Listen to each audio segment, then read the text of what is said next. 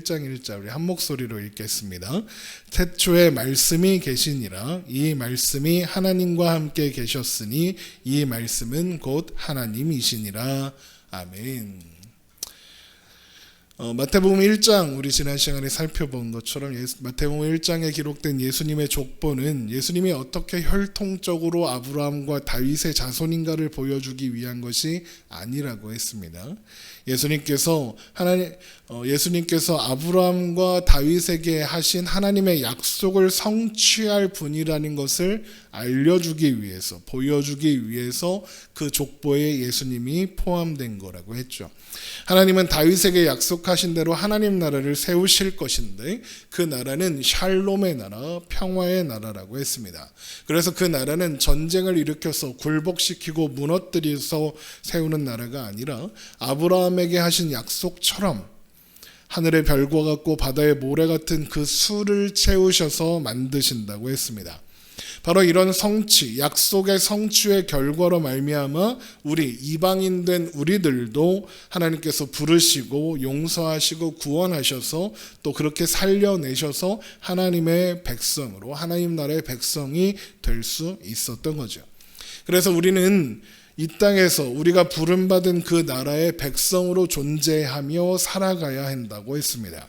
그래서 예수 그리스도를 모르고 그 나라를 모르는 사람들에게 그 나라에 속한 자만이 누릴 수 있는 평안과 기쁨, 소망과 여유를 드러내는 삶을 살아야 한다고 했죠. 하나님께서 그것을 우리의 삶 가운데 의도하고 계시고 우리의 삶을 소망과 기쁨으로 채워가기 원하신다고 했습니다. 그래서 하나님은 우리에게 자꾸만 소망에 관한 이유들을 가르쳐 주십니다. 우리에게 소망을 갖도록 말씀하시고 또 소망을 가진 자가 바라보아야 하는 것이 무엇인지도 자꾸만 말씀을 하시고 보여주십니다. 이 세상에 소망을 두지 말고 하늘의 소망을 두어라. 너는 이 세상의 것이 아니라 하나님의 것으로 살아가야 하는 존재라는 것을 자꾸만 우리에게 보여주시고 그래서 이 세상의 조건과는 상관없는 우리의 소망이 드러낼 수밖에 없게 하시는 겁니다.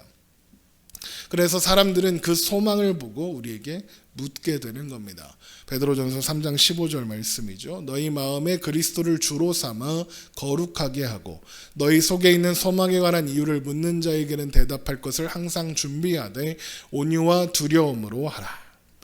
너희 속에 있는 소망에 관한 이유를 묻는 자에게 대답할 것을 항상 준비하라고 하신다면 그건 우리 안에 있는 소망에 관한 이유를 묻는 사람이 생기게 하시겠다는 뜻입니다.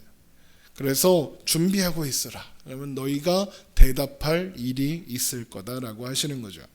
그렇게 우리 안에 있는 소망, 하나님 나라를 살아가는 자만이 누릴 수 있는 소망을 드러내며 사는 것이 예수님께서 우리에게 하신 빛과 소금의 삶입니다. 마태복음 5장 16절입니다. 이같이 너희 빛이 사람 앞에 비치게 하여 그들로 너희 착한 행실을 보고 하늘에 계신 너희 아버지께 영광을 돌리게 하라. 여기에서 착한 행실은 착한 걸 이야기하는 게 아닙니다. 뭐 이렇게 와, 저 사람 참 착해 이런 걸 이야기하는 게 아니라 여기에서 착한 행실은 하나님의 입장에서 하나님이 보시기에 착한 행실입니다. 그러면 하나님 보시기에 착하다는 건 뭘까? 하나님께 속한 하나님 나라에 속한 하나님의 백성으로 하나님의 통치 안에서 하나님과 함께 하나님 안에서 살아가는 것이 하나님 보시기에 착한 겁니다. 자, 그러면 하나님 앞에서 하나님 안에서 살아가는 건 또 뭐냐? 우리가 하나님을 언제 찾습니까? 사람들이 언제 보통 하나님을 찾게 되죠? 언제 하나님을 제일 간절히 찾게 됩니까? 힘들 때 하나님을 찾죠. 어려움이 있을 때입니다. 세상 소망이 사라지고 고난이 닥치고 문제 앞에 섰을 때 그렇습니다. 모든 것이 편안하고 좋다, 안락하다, 문제가 없다, 하나님 생각이 잘 나지 않습니다. 이게 참 희한해요. 그래서 저한테 고민을 상담하고 기도를 부탁하는 사람들도 그냥 괜찮을 땐 연락조차 없다가 문제가 생기고 어려움이 생기면 갑자기 목사님 생각이 났다 그러고 교회 생각이 났다고 하면서 교회를 찾아오고 기도를 부탁하고 합니다. 또 희한하게 문제가 해결되면 또 연락이 안 되고 그럼 또 기다리다 보면 문제가 생겨서 또 연락이 올 때가 있고, 그 과정을 겪으면서 하나님을 만나게 되고 하나님을 발견하게 되는 겁니다. 문제 앞에 섰을 때, 인생이 고달플 때 우리는 하나님을 저절로 찾게 됩니다. 신앙이 깊지 않은 사람도, 하나님에 대한 인식만 있는 사람도 그렇게 합니다. 우리는 힘들 때 그래서 하나님 도와주세요, 천부여 의지 없어서, 의지할 게 없다는 거죠. 그래서 손 들고 옵니다를 하게 되는 거죠. 하나님을 찾는 것 말고 할 수 있는 일, 내가 아무리 애를 써도 할 수 있는 일이 없을 때, 사방이 꽉 막힌 것 같고 괴로울 때, 의지할 게 없을 때 하나님을 찾게 됩니다. 그냥 하나님을 맛본 사람들도 그렇게 합니다. 그런데 그렇게 우리가 간절히 하나님을 찾는 이유는 대부분 그 어려움을 해결하고 싶어서, 벗어나고 싶어서이죠.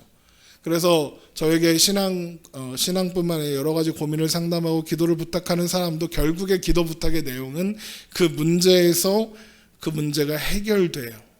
또 그 문제가 잘 통과할 수 있도록 그것을 구합니다. 물론 그런 기도는 중요하고 또 하나님께서 우리의 문제를 능히 감당케 하실 겁니다. 그런데 우리 신앙이 있고 믿음이 있는 사람들은 거기에 멈추면 절대로 안 됩니다.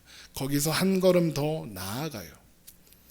한 걸음 더 나아간다는 것이 무엇이냐? 주님께서 우리에게 하신 약속들을 기억하는 겁니다. 주님은 분명히 우리에게 세상 끝날까지 너희와 항상 함께 있겠다라고 말씀하셨습니다. 그렇게 약속하셨어요.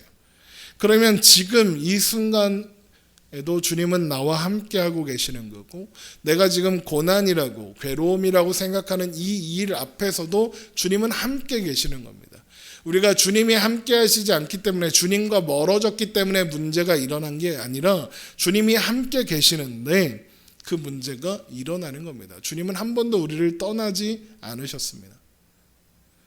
그러면 그럼에도 불구하고 주님이 나와 함께 하시는데도 어려움이 찾아왔다면 어떤 의미겠습니까? 주님께서 그 어려움을 당하도록 허락하셨다, 이런 뜻이 되는 겁니다.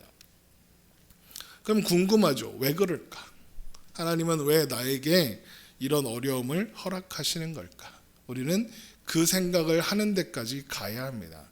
그리고 그 와중에 분명한 것 하나를 잊지 말아야 하죠. 뭐죠?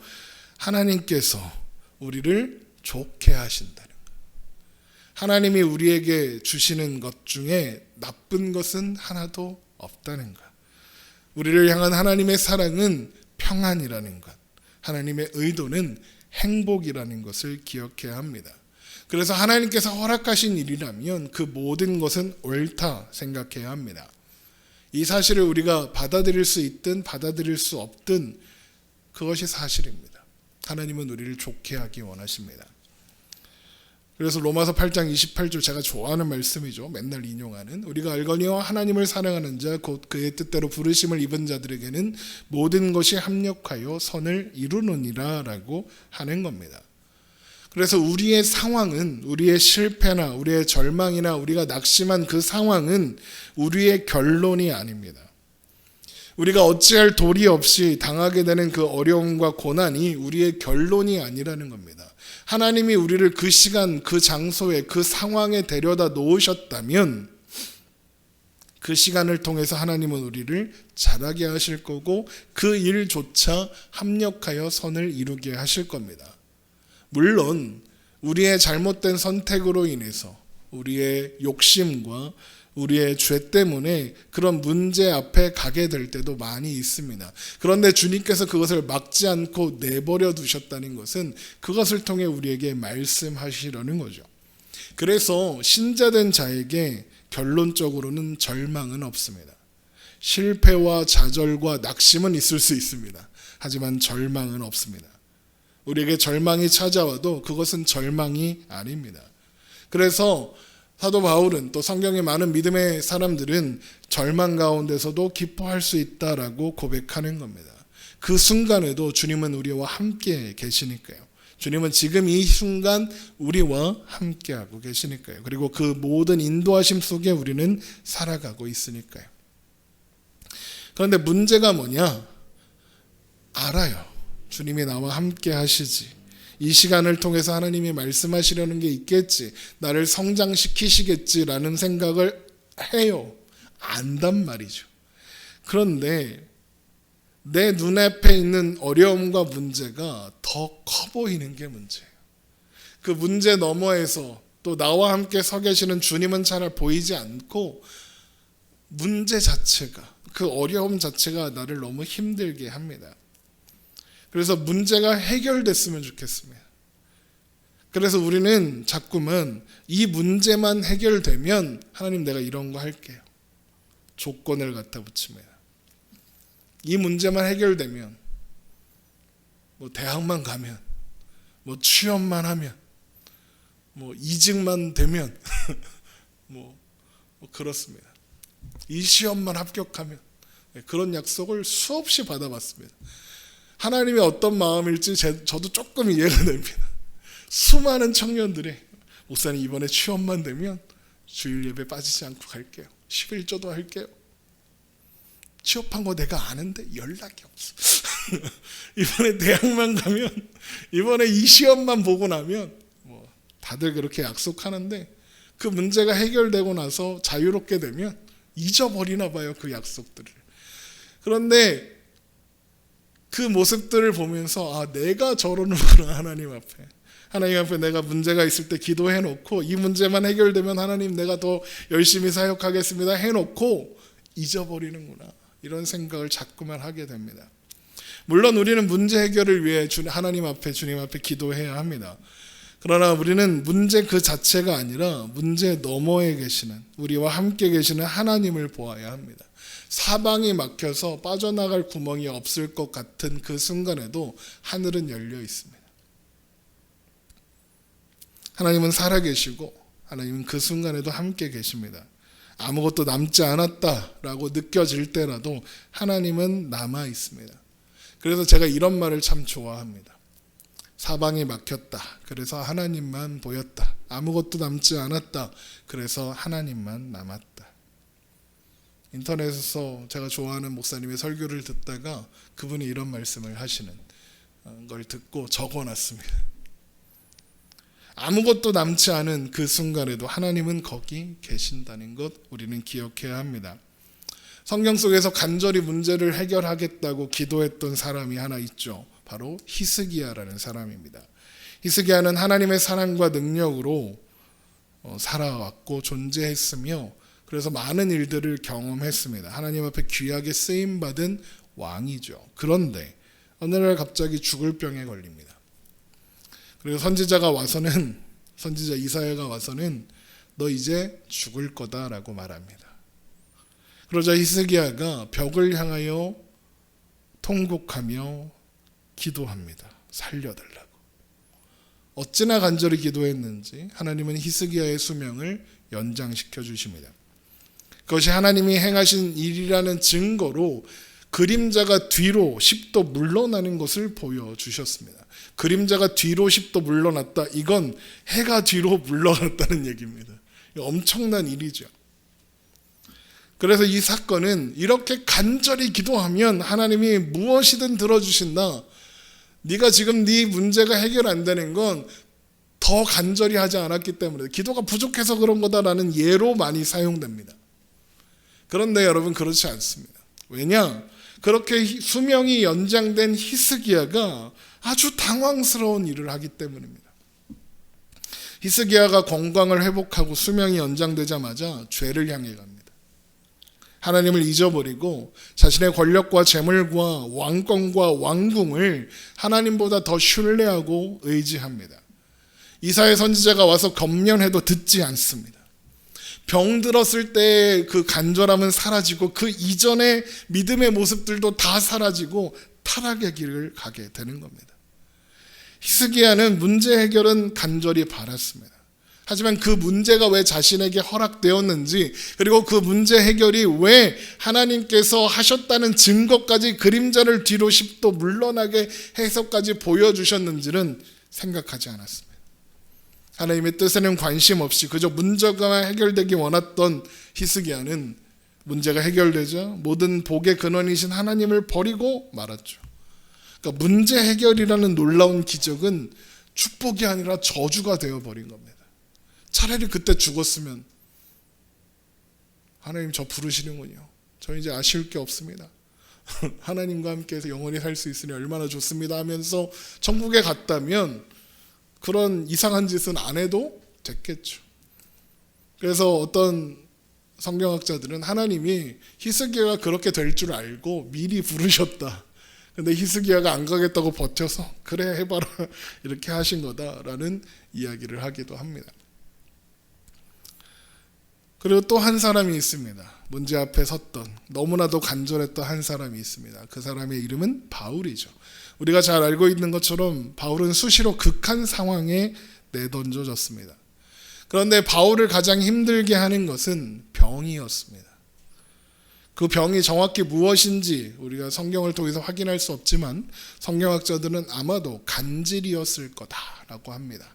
간질이 어떤 병인지 아시죠? 이렇게 발작이 일어나면 입에 거품을 물고 쓰러져서 아무것도 하지 못하는 그런 병입니다. 바울은 그 병이 고쳐지기를 간절히 기도했습니다. 생각해 보십시오. 전도하는데 갑자기 간질이 와서 막 그러고 있으면 하나님의 영광이 가려지는 것 같지 않겠습니까? 그런데 놀라운 일이 일어납니다. 3번이나 간절히 기도한 바울의 기도를 하나님은 듣지 않으십니다. 어떤 사람들은 이걸 보고 바울이 3번만 기도해서 그런 거다. 300번, 3만 번 기도했으면 고쳐주셨을 텐데 3번만 기도하고 포기해서 그런 거다라고 감히 이야기하기도 합니다. 그렇지 않습니다.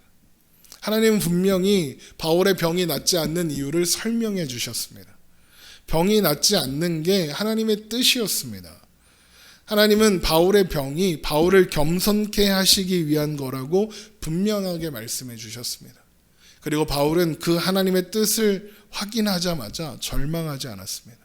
병을 고쳐달라며 그래도 좀 고쳐달라며 나 계속 병 고쳐줘도 겸손할 테니까 고쳐주세요라고 매달리지 않았습니다. 안 고쳐주면 나 굶어 죽을 겁니다 이러면서 금식 기도를 하지도 않았습니다. 그런데 바울은 하나님의 뜻을 인정하고 받아들입니다. 병이 있거나 없거나 하나님은 나와 함께 하시며 하나님은 나를 사랑하신다. 하나님의 은혜다. 이 병이 하나님의 은혜다. 이 가시가 축복이다라고 고백하며 하나님께 감사와 영광을 돌립니다. 고린도후서 12장 6절입니다. 내가 만일 자랑하고자 하여도 어리석은 자가 되지 아니할 것은 내가 참말을 함이라. 그러나 누가 나를 보는 바와 내게 듣는 바에 지나치게 생각할까 두려워 그만두노라. 여러 계시를 받은 것이 지극히 크므로 너무 자만하지 않게 하시려고 내 육체의 가시 곧 사탄의 사자를 주셨으니 이는 나를 쳐서 너무 자만하지 않게 하려 하심이라. 이것이 내게서 떠나가게 하기를 위하여 내가 3번 주께 간구하였더니 나에게 이르기를 내 은혜가 내게 족하도다. 이는 내 능력이 약한 데서 온전하여 짐이라 하신지라. 그러므로 도리어 크게 기뻐함으로 나의 여러 약한 것들에 대하여 자랑하리니 이는 그리스도의 능력이 내게 머물게 하려 함이라. 바울은 문제 너머에 계시는 하나님을 바라보는 겁니다. 문제 자체가 아니라 그 문제가 하나님의 은혜로 문제를 통해 말씀하시는 하나님의 뜻을 발견하고 문제를 통해 나를 하나님 앞에 더 가까이 세우려 하신다는 사실에 기뻐했습니다. 그래서 바울은 이런 고백을 하는 겁니다. 내게 능력 주시는 자 안에서 내가 모든 것을 할 수 있느니라. 이 말씀은 많은 신자들이 좋아하는 말씀이지만 바울이 이 고백을 했던 때는 빌립보 감옥에 갇혀 있을 때입니다. 좋은 상황이 아닙니다. 정말로 모든 것을 알고 있는 그런 상황이 아니었단 말입니다. 그런데 이때 바울은 고백합니다. 내게 능력 주시는 자 안에서 내가 모든 것을 할 수 있습니다. 이것이 바울이 평생을 통해 확인한 결론이었습니다. 예수님 안에 있다면, 내가 예수님 안에 있다면 나의 상황과 조건과 문제나 어려움은 아무것도 아니다. 그런 것들 있어도 모든 것 할 수 있다. 반대로 그런 나에게 모든 좋은 것들이 있어도 돈, 명예, 건강이 있어도 도움이 되지 않는다. 하나님께서 나에게 맡기신 일을 감당하는데 세상의 조건과 상황과 문제는 아무것도 아니다. 영향을 미치지 못한다. 나에게 중요한 건 내게 능력 주시는 자 예수 그리스도 그 이름이다 라고 고백하는 겁니다. 그래서 바울은 수많은 문제가 그에게 찾아왔지만 그 모든 것을 이길 힘, 세상 그 어떤 것과도 바꾸지 않을 예수 그리스도라는 그 이름을 붙잡고 살았던 겁니다. 그것이 바울에게 주신 하나님의 은혜입니다. 우리들도 우리 삶에 찾아오는 여러 문제들 앞에서 나와는 비교할 수 없이 지혜로우신, 나와는 비교할 수 없이 강하신 전 우주를 통치하고 다스리시는 하나님께서 왜 나에게 이런 상황을 허락하셨는가? 이 상황은 하나님께서 도대체 어떤 은혜를 주시려고 하시는가? 그것을 바라볼 수 있는, 오히려 문제 가운데 기뻐하고 기대할 수 있는, 그래서 하나님 앞에 온전히 설 수 있는 우리가 되어야 할 겁니다. 그런데 그것을 위해서 우리가 해야 할 일이 바로 말씀 앞에 온전히 서는 겁니다. 왜요? 그 말씀에 우리를 향한 하나님의 약속들이 가득 기록되어 있기 때문입니다. 바로 그것을 우리에게 보여주시고 설명하시려고 주님께서 이 땅에 말씀으로 오셨다라고 하는 겁니다. 요한복음 1장 1절 오늘 본문 다시 한번 보겠습니다. 태초에 말씀이 계시니라. 이 말씀이 하나님과 함께 계셨으니 이 말씀은 곧 하나님이시니라. 여러분 그런 생각해 본 적 없으십니까? 왜 예수님은 말씀이실까? 예수님께서 제자들에게 이런 말씀을 하세요. 예수께서 이르시되 내가 곧 길이요 진리요 생명이니 나로 말미암지 않고는 아버지께로 올 자가 없느니라. 그러자 빌립이 이렇게 묻습니다. 빌립이 이르되 주여 아버지를 우리에게 보여주옵소서 그리하면 족하겠나이다. 그러니까 이에 대해서 예수님이 이렇게 대답하십니다. 예수께서 이르시되 빌립아 내가 이렇게 오래 너희와 함께 있으되 내가 나를 알지 못하느냐? 나를 본 자는 아버지를 보았거늘 어찌하여 아버지를 보이라 하느냐? 나를 본 자는, 예수님을 본 사람은 하나님을 본 것과 같다. 왜 예수님을 본 것이 하나님을 본 것일까?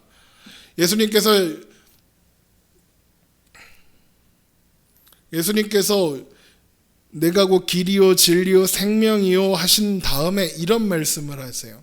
너희가 나를 알았더라면 내 아버지도 알았으리로다. 이제부터 너희가 그를 알았고 또 보았느니라. 예수님을 보고 아는 것이 곧 하나님을 보고 아는 겁니다. 그래서 예수님은 말씀으로 오셔야 했던 겁니다. 이게 무슨 말이냐? 여러분 말의 가장 중요한 목적이 뭐죠? 무언가를 설명하고 그 뜻을 전달하기 위한 겁니다. 내 생각, 내 마음을 전달하기 위해서 우리는 말이라는 도구를 사용하죠. 그런데 예수님께서 뭐라고 하시느냐? 예수님을 본 자가 곧 하나님을 본 것이다 라고 말씀하시죠. 그런데 예수님은 말씀으로 이 땅 가운데 오셨습니다. 예수 그리스도 그 자체를 통해서 하나님을 설명하고 보여주는 설명이 되게 하시려고 말씀으로 이 땅 가운데 오신 겁니다. 요한복음 14장 9절입니다. 예수께서 이르시되 빌립아 내가 이렇게 오래 너희와 함께 있으되 내가 나를 알지 못하느냐? 나를 본 자는 아버지를 보았거늘 어찌하여 아버지를 보이라 하느냐? 내가 아버지 안에 거하고 아버지는 내 안에 계신 것을 내가 믿지 아니하느냐? 내가 너희에게 이르는 말은 스스로 하는 것이 아니라 아버지께서 내 안에 계셔서 그의 일을 하시는 것이니라. 그러니까 우리는 예수님의 삶을 통해서 이 땅 가운데서 보여주신 그 삶으로 예수님께서 성탄에 이 땅에 오시고 또 이 땅에서 살아가신 모든 과정들을 통해서 하나님은 이런 분이구나. 하나님을 확인하고 경험하고 바라보게 되는 겁니다. 하나님이 우리를 이렇게 사랑하시는구나. 하나님은 이런 분이시구나. 하나님은 우리에게 이렇게까지 하시는 분이구나. 하나님은 우리를 이렇게 아끼시는구나를 예수님을 통해서 보는 겁니다. 그럼 예수님을 통해서 우리가 무엇을 봅니까? 첫 번째, 이 땅에 오신 하나님을 보는 겁니다. 우리 옆에 오신 하나님을 보는 겁니다. 빌립보서 2장 6절 그는 근본 하나님의 본체시나 하나님과 동등됨을 취할 것으로 여기지 아니하시고 오히려 자기를 비워 종의 형체를 가지사 사람들과 같이 되셨고 사람의 모양으로 나타나서 자기를 낮추시고 죽기까지 복종하셨으니 곧 십자가에 죽으심이라.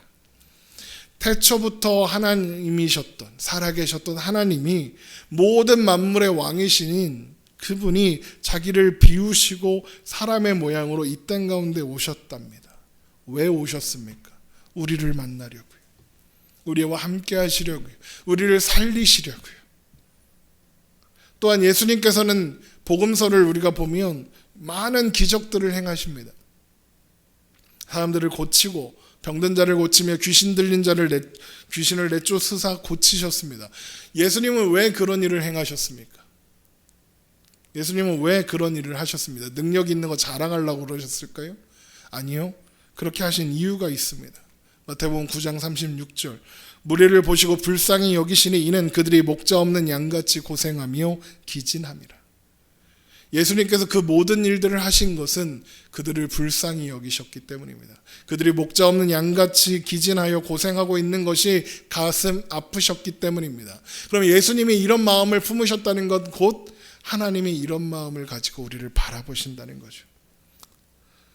또 예수님은 예루살렘을 향해 이런 말씀을 하시기도 합니다. 마태복음 23장 37절 예루살렘아 예루살렘아 선지자들을 죽이고 내게 파송된 자들을 돌로 치는 자요 암탉이 그 새끼를 날개 아래 모음같이 내가 내 자녀를 모으려 한 일이 몇 번이더냐 그러나 너희가 원하지 아니하였도다. 얼마나 너희에게 회개하도록 선지자들을 보내어 가르쳤느냐 그런데 너희가 듣지 않는구나 탄식하는 겁니다. 이것이 하나님의 마음이라는 거죠. 하나님이 이 땅에 육신을 입고 오셔서 안타까워하시며 목숨을 버리시기까지 우리를 사랑하신 모든 일들 십자가를 지시고 부활하사 또 좌절한 제자들을 찾아가시고 그런 하나님의 사랑의 궁극적인 표현으로 예수님은 이 땅에 말씀으로 오신 겁니다. 그래서 말씀이신 하나님 예수 그리스도는 하나님 그 자체이시며 하나님의 사랑과 그 마음을 보여주는 놀라운 선물인 겁니다. 그래서 예수님은 이 땅 가운데 말씀으로 오셔야 했던 겁니다. 그래서 사도 요한은 예수님이 말씀이다라고 선포하시는 겁니다. 여기에 말씀이라고 기록된 헬라어 단어는 로고스입니다. 말씀, 말이라는 뜻이죠. 그런데 이것은 그 이상의 의미가 있는데 진리라는 의미가 있습니다. 그래서 로고스에 가장 적합한 한국어 번역을 굳이 예를 들자면 도입니다.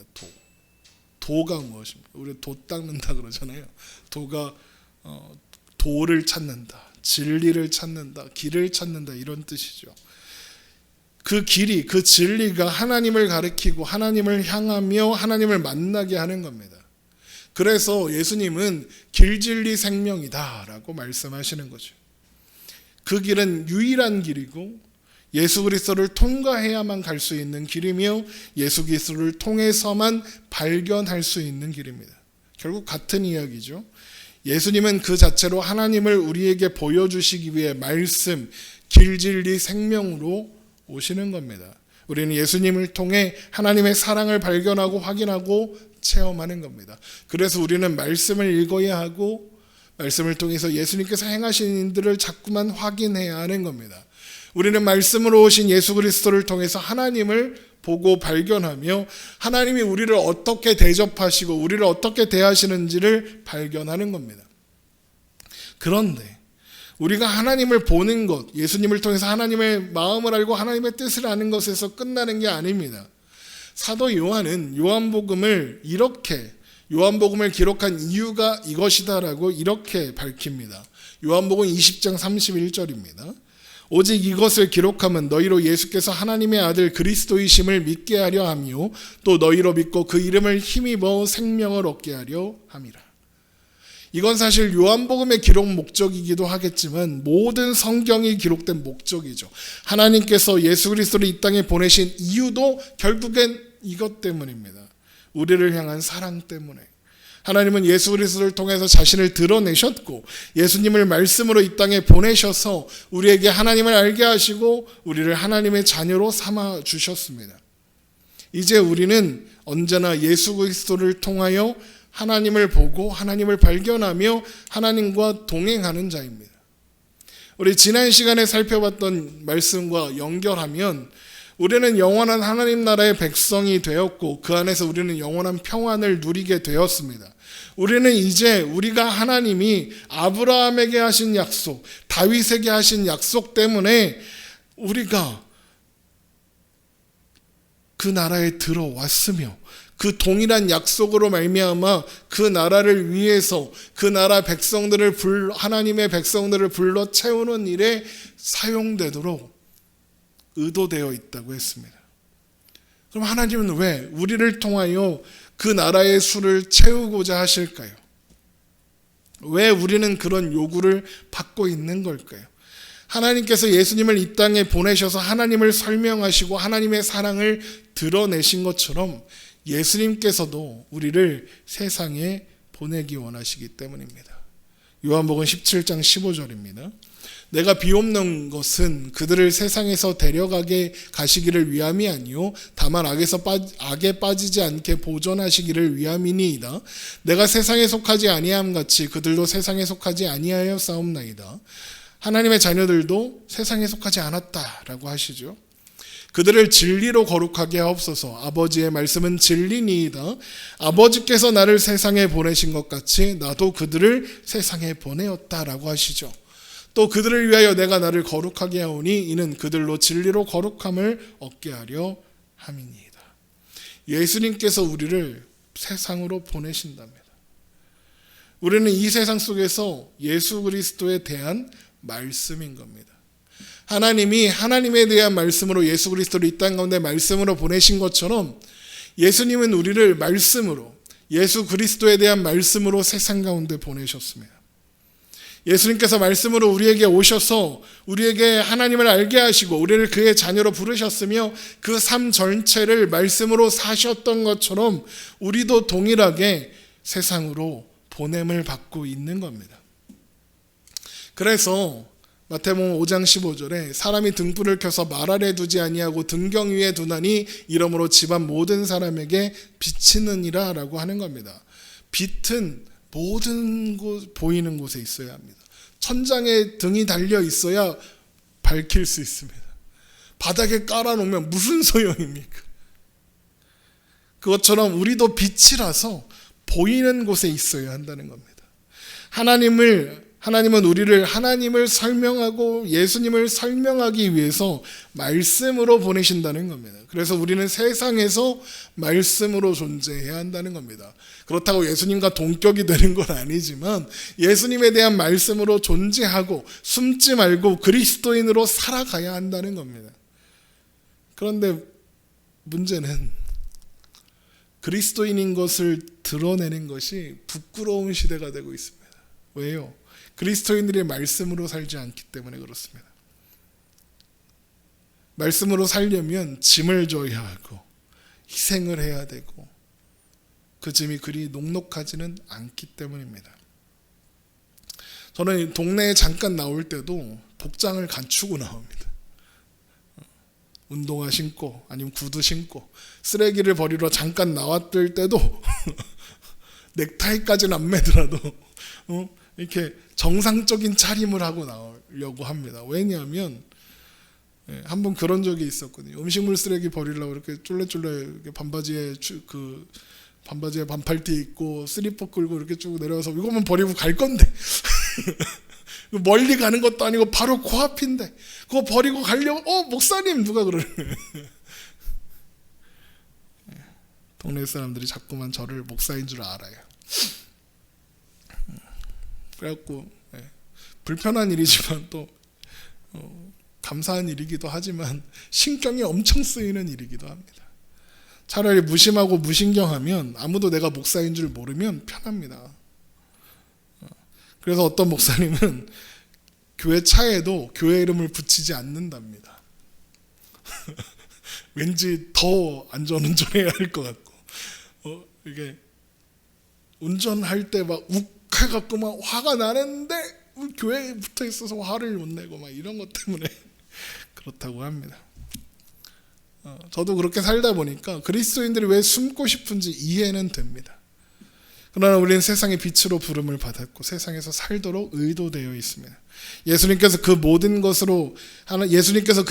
삶으로 하나님을 드러내고 증거하신 것처럼 우리도 그리스도인으로 살아 예수를 드러내고 하나님을 드러내는 말씀이어야 하는 겁니다. 우리가 성탄의 예수 그리스도를 생각하고 기억하며 마음에 새겨야 하는 이유도 바로 그겁니다. 예수님은 나는 생명의 떡이다, 나는 생명수다라고 하셨고, 수고하고 무거운 짐진 자들아 다 내게로 오라 하셨습니다. 그러면 우리도 그런 존재가 되어야 합니다. 사람들이 쉴 만한 나무가 되어줘야 합니다. 와서 자신의 마음의 이야기를 할 수 있어야 합니다. 저 사람한테 이야기하면 잘 들어줘. 문제 해결을 원하는 게 아니라 잘 들어줘. 다른 사람한테 전하지 않아. 그거면 충분합니다. 우리는 절대로 구원자가 될 수는 없습니다. 짐을 대신 져줄 수도 없고 그 짐을 해결해 줄 수도 없습니다. 우리는 아무것도 해결해 줄 수 없어요. 하지만 우리에게는 해결자가 함께 계십니다. 우리의 구원자 되시는 예수님께 가는 첫 번째 문을 열어주는 그런 존재가 될 수는 있습니다. 우리는 활짝 열린 문이 되어야 합니다. 바리케이트 말고요. 방해물 말고요. 그래서 그리스도인들은 들어주고 나눠주고 함께 해줘야 합니다. 예수님께서 그렇게 하셨으니까요. 자신의 문제와 어려움과 고민을 가지고 찾아온 사람들의 마음을 들어주시고 함께 하시고 그들을 위해 우셨습니다. 그들의 문제를 해결해 주실 수 있는 능력이 있으신 분도 그러셨는데 하물며 우리야 어떻겠습니까? 그런데 그런 그리스도인들을 만나기가 참 어렵습니다. 왜냐? 그리스도인들이 끼리끼리 하기 때문에 그렇습니다. 우리끼리만 좋은 겁니다. 그렇죠? 우리끼리도 좋아야 합니다. 물론 당연히 그렇습니다. 그런데 우리끼리만 좋으면 안 됩니다. 다 같이 좋아야 합니다.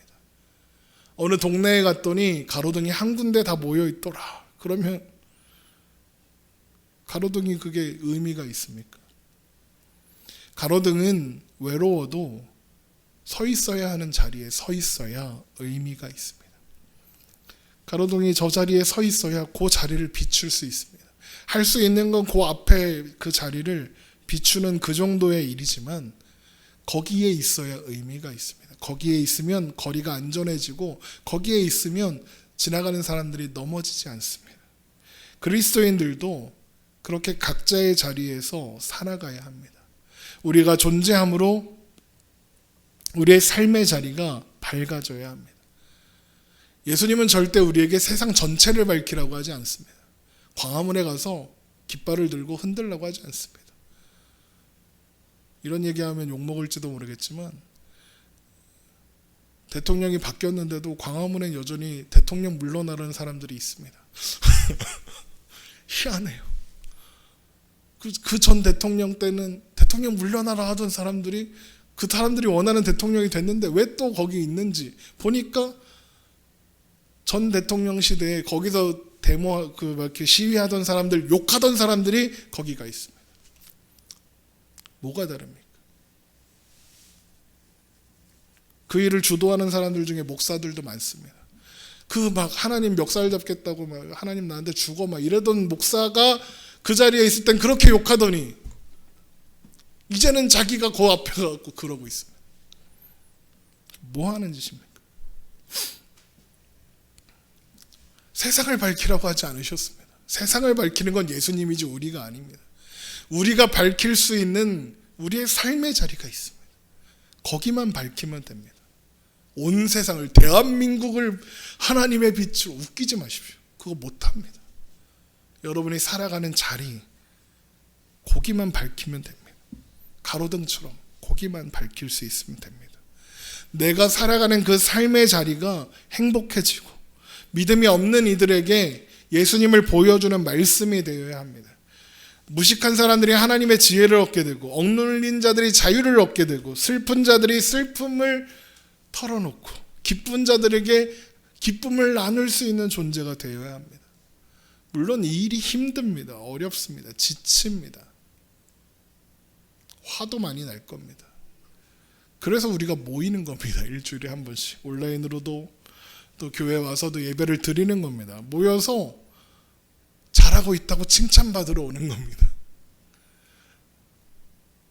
예배를 통해 선포되는 말씀을 통해 확인받는 겁니다. 아, 우리가 서 있는 자리에 서 있는 게 중요한 거구나. 교회는 주유소 같은 겁니다. 충전소 같은 겁니다. 살아가는 자리가 아닙니다.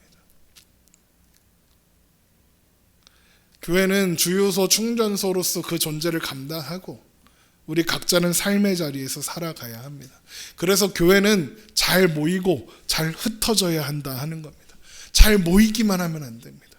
교회에서만 신앙인이면 안 된다는 겁니다. 말씀이 육신이 되어 우리 안에 거하셨습니다. 그러면 우리도 우리 삶 가운데 말씀으로 살아가야 합니다.